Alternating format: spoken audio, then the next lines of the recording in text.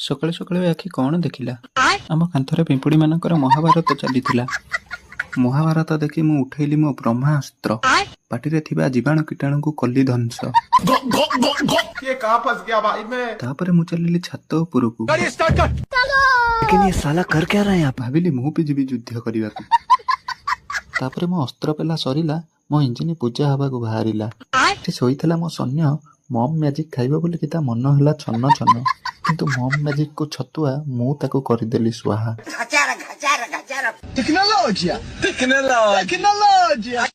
ତାପରେ ମୁଁ ପହଞ୍ଚି ଗଲି ମୋ ଯୁଦ୍ଧସ୍ଥଳୀ। ଯୁଦ୍ଧ କଲି ମୁଁ ଅସ୍ତ୍ର ଧରି। रोम रोम भाइयों, सिस्टम पार देंगे। ଯୁଦ୍ଧ କଣ୍ଟିନ୍ୟୁ ଚାଲିଥିଲା। ତା ଭିତରେ ପିମ୍ପୁଡ଼ି ବାହାରି ମତେ ଆଟାକ୍ କଲା।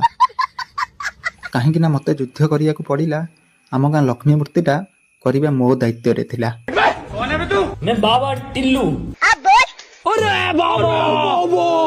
ଯୁଦ୍ଧସ୍ଥଳୀରେ ଆମର ମଜାମସ୍ତି ଚାଲିଥିଲା। ଲକ୍ଷ୍ମୀ ମାଙ୍କ ଦୟାରୁ ତାଙ୍କର ଜଣେ ଆସିକି ଦାସୀ ପହଞ୍ଚିଲା। ତାପରେ ସେ ଛାଞ୍ଚୁଣି ଧରି ତାପରେ ଘସର ଘସର ସରିଲା। ମାଟି ନେଶା ନେଶି ଚାଲିଲା। अमेरिका क्या कहता था? क्या हो तुम? आज हम कहते तू क्या है बे? ତାପରେ ମାଟି ନେଶା ନେଶି ସରିଲା। ଯୁଦ୍ଧ ଏଇଠି ଏଣ୍ଡ ହେଲା। ମୂର୍ତ୍ତି କମ୍ପ୍ଲିଟ ସେକେଣ୍ଡ ଏପିସୋଡ କୁ ରହିଲା। आज के लिए फिलहाल इतना ही।